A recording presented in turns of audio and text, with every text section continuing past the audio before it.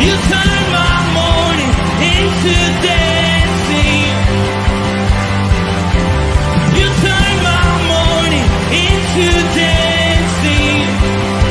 'Cause your love changes everything.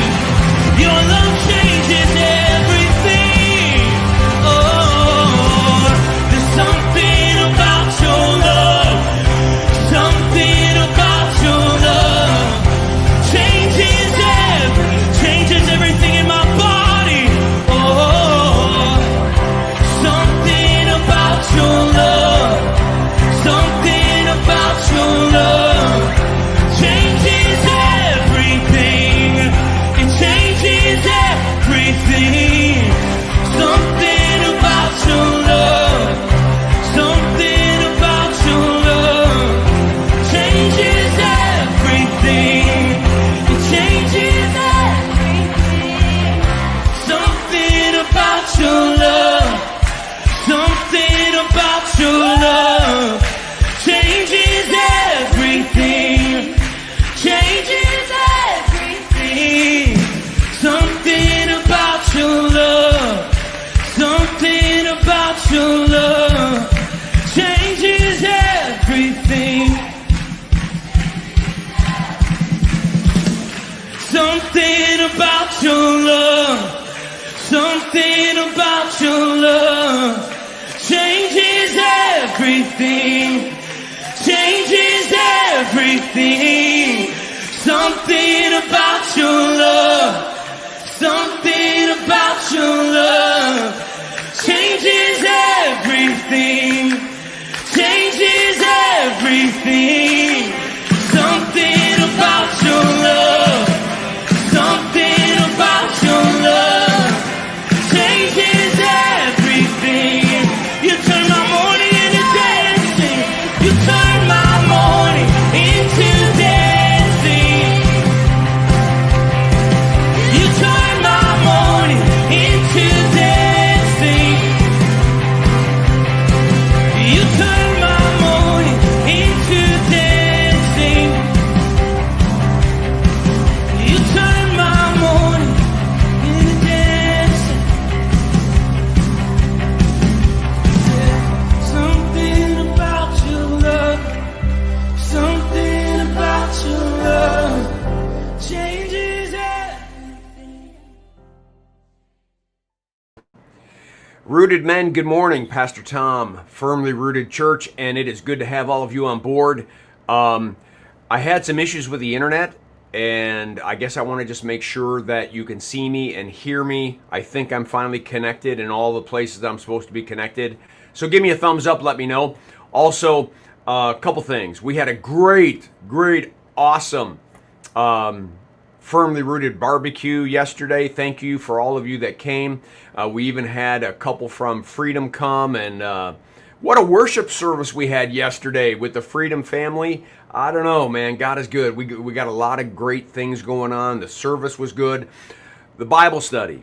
I did a Bible study on the Lord's Supper, and like 19 people came to me and said that's the first time anyone's ever explained the Lord's Supper that clearly. So I just want to encourage you to see the video and be a part of that Bible study if you didn't get a chance to see it. Share it with other Firmly Rooted family members. I just want to make sure that everybody kind of has a clear feeling and a clear picture of what the Lord's Supper is and how we properly prepare for it, and why is that important, and what is it that we are receiving.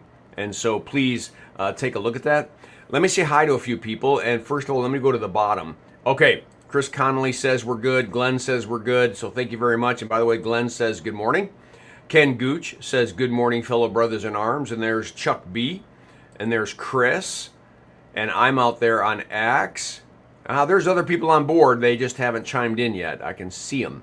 All right, so the video's working. Let me pull up the text. We're looking at Psalm 28.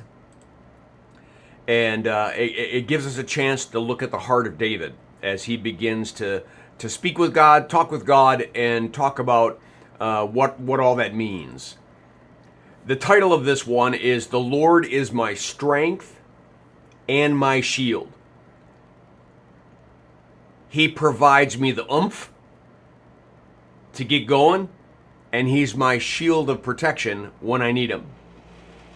Hence, there are certain things that we got to give to God because they're His responsibility. Because oftentimes we do things in our own strength. We try to protect ourselves. We men think we can do everything.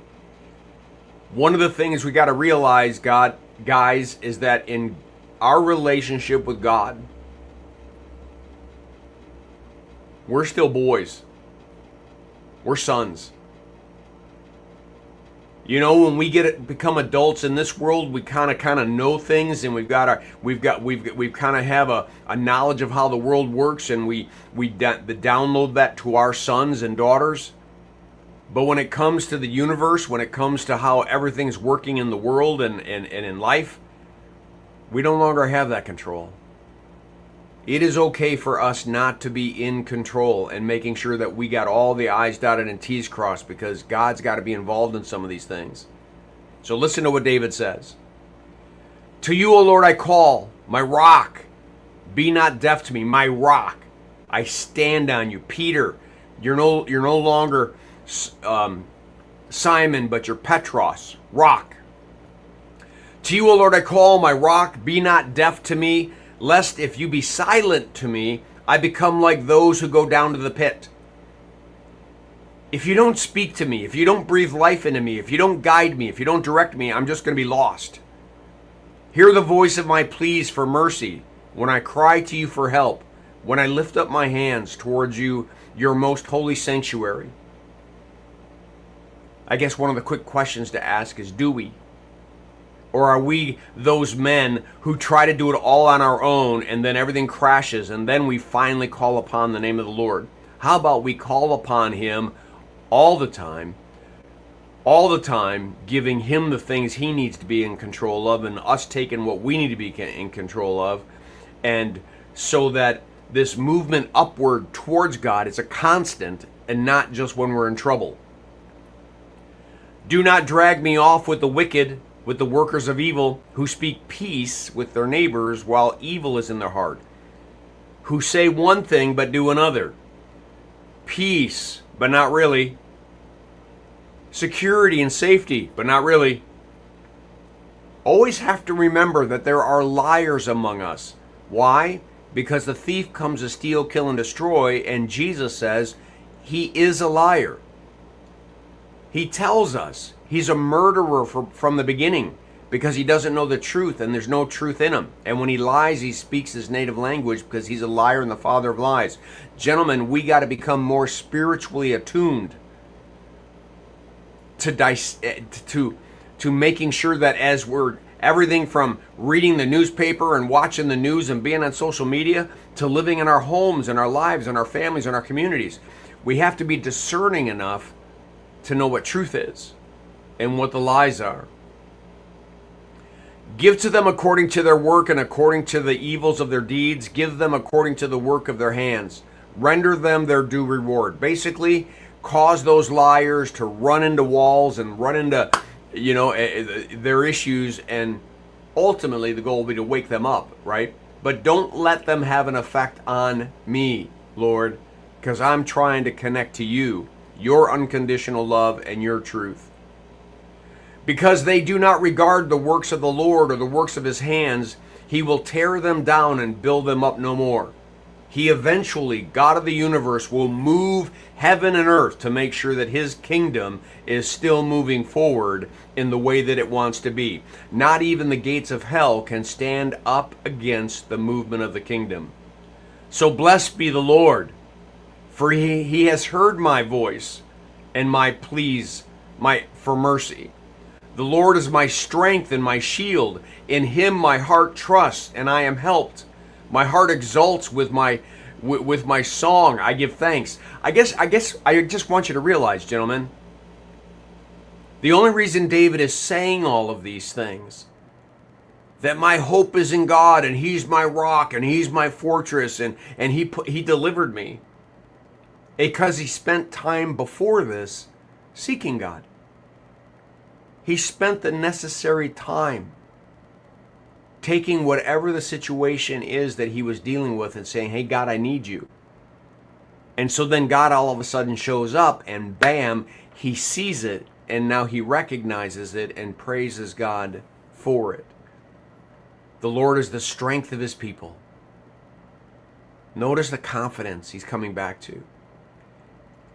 He is the saving refuge of his anointed. He's declaring it like a fact, not a maybe, but a fact. Oh, save your people and bless your heritage.